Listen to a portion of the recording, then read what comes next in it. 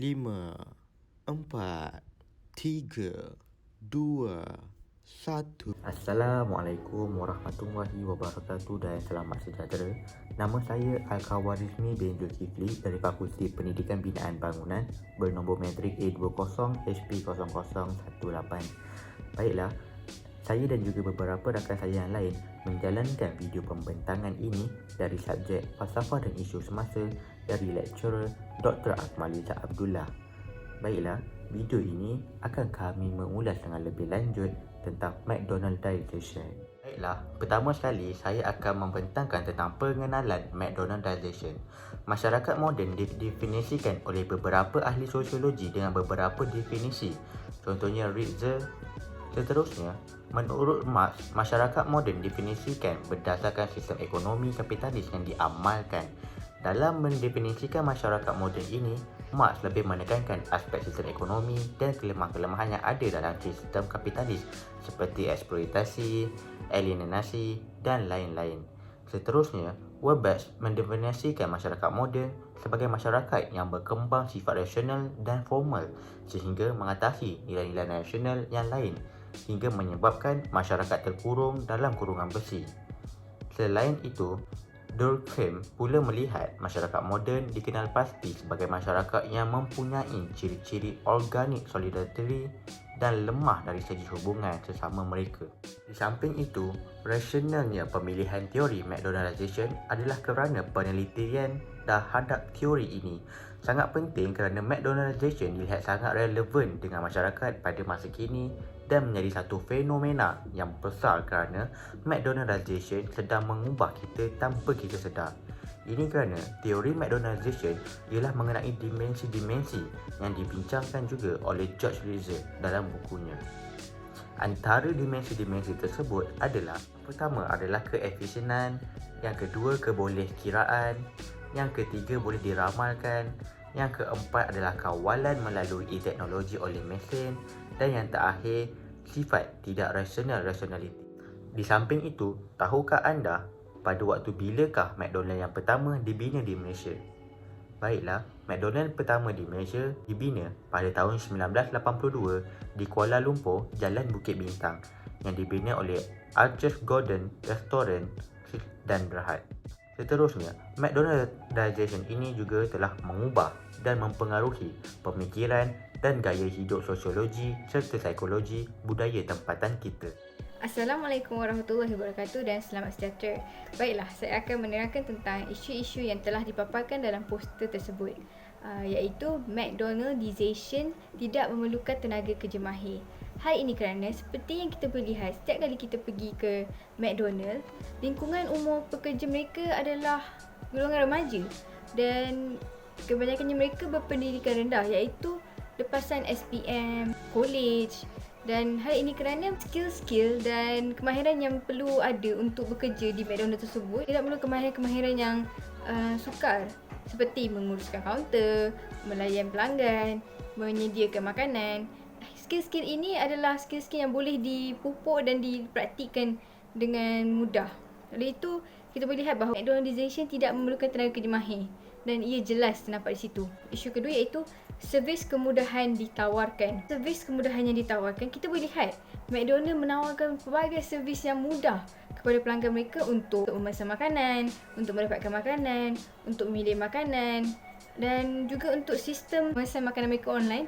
Ia juga mudah kerana di hujung jari kita sudah boleh memesan makanan dan juga mempunyai penghantaran ke rumah, dan itu menunjukkan bahawa McDonald merangkumi pelbagai kemudahan untuk pelanggan mereka. Seperti lihat sekarang di McDonald, pesanan sekarang diutamakan dengan pesanan di mesin, iaitu tidak perlu pergi ke kaunter berurusan dengan orang di kaunter. Kita juga boleh terus memilih di mesin tersebut apa yang kita mahu, berapa jumlah kita mahu, dan boleh dibayar di mesin tersebut. Dan ini menunjukkan bahawa McDonald mengutamakan kesenangan, keselesaan pelanggan mereka untuk mendapatkan makanan dengan pantas. Okey, servis-servis kemudahan untuk mendapatkan dengan pantas dan mudah. Kerana mereka tahu bahawa pelanggan tidak suka menunggu, tidak suka lambat. Oleh itu kita boleh lihat bahawa McDonald mendapat ramai pelanggan. Assalamualaikum dan salam sejahtera. Saya Rozaika binti Abdul Sani dari Fakulti Pendidikan pengajaran bahasa Inggeris sebagai bahasa kedua, kelas 2 SHPL 1 akan menjelaskan dan membahaskan berkenaan konsep dan teori McDonaldization. Konsep atau teori McDonaldization ini telah dibawa dan diperkenalkan oleh dua ahli sosiologi utama, iaitu Max Weber dan Ritzer.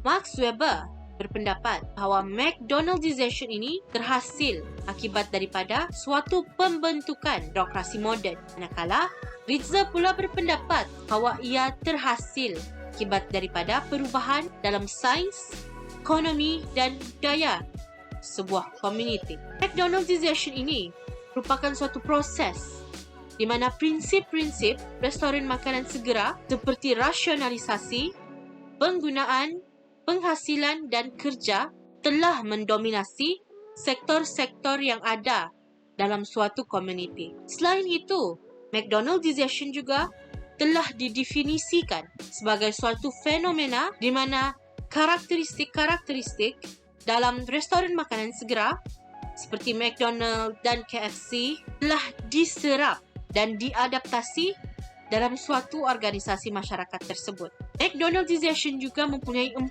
aspek utama, yakni kecekapan, pengiraan, kawalan dan ramalan, serta penyeragaman. Dan sejujurnya dapat kita lihat pengaplikasiannya dalam kehidupan masyarakat masa kini. Assalamualaikum Dr. Akmaliza. Nama saya Siti Nabiha binti Syamsuri. Bernombor metrik A20HP0255. Saya merupakan salah seorang pelajar daripada Fakulti Pendidikan Bahasa Inggeris sebagai bahasa kedua SHPL 1. Apa yang akan saya fokuskan dalam pembentangan saya hari ini ialah berkenaan dengan cabaran dari sudut positif dan negatif McDonaldization terhadap masyarakat serta kaedah penyelesaiannya.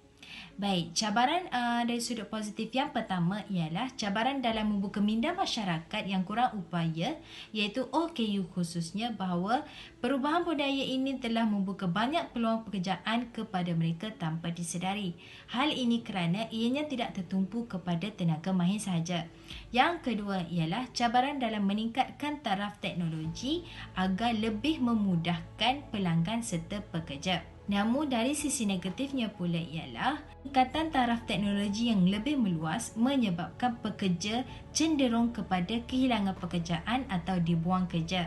Yang kedua, ideologi baharu ini masih belum dapat diterima sepenuhnya oleh masyarakat. Dan bagi menyelesaikan cabaran-cabaran tersebut, apa yang perlu dilakukan ialah kita perlu menerapkan ilmu falsafah dalam pemikiran masyarakat agar menerima ideologi baru. Kerana bukan semua ideologi baharu mempunyai kesan yang negatif.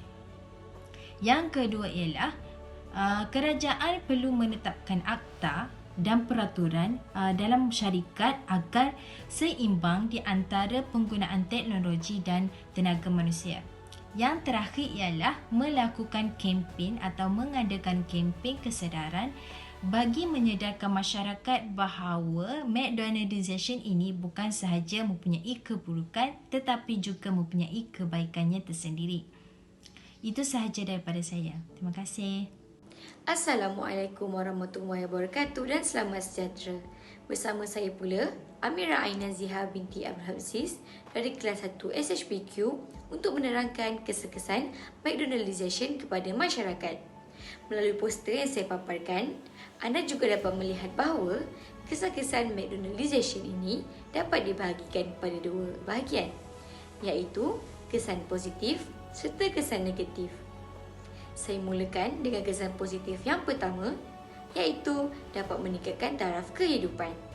Hal ini kerana bagi mereka yang tidak berpeluang untuk menyambung pelajaran bagi lulusan SPM dan memerlukan kerja bagi menanggung kehidupan mereka, ataupun pelajar universiti yang memerlukan kerja sambilan bagi mendapatkan duit belanja, McDonald's adalah pekerjaan yang terbaik kerana mereka menawarkan kerja yang tidak memerlukan anda mempunyai kelulusan yang tinggi dan cukup sekadar lulusan SPM sahaja. Kesan positif yang kedua pula ialah dapat meluaskan peluang pekerjaan. Hal ini berkaitan kerana faktor persaingan peluang pekerjaan yang sengit di dalam sektor makanan, maka bagi mereka yang mempunyai kelulusan diploma atau ijazah dalam bidang food and beverage atau setara dengannya, boleh memohon jawatan sebagai manager di McDonald's ini. Baiklah, kita beralih kepada kesan negatif McDonaldization ini pula kepada masyarakat. Yang pertamanya, ia akan melupuskan peluang pekerjaan pekerja mahir. Hal ini kerana skop pekerjaan di McDonald tidak memerlukan pekerjanya mempunyai kelulusan yang tinggi untuk bekerja di situ. Ekoran itu, dalam kalangan masyarakat, kuranglah penghasilan generasi kini dalam menghasilkan pekerja mahir yang menguasai sesebuah bidang dan mempunyai kelulusan yang tinggi. Seterusnya, kesan negatif yang kedua merupakan semangat daya saing antara masyarakat akan semakin berkurangan. Hal ini kerana anak muda kini memandang remeh akan betapa pentingnya taraf pendidikan di dalam kehidupan mereka. Justru, mereka menganggap bahawa pekerja di McDonald's itu sudah cukup serta tidak mahu untuk mencabar diri mereka dan bersaing di dalam industri yang lebih besar.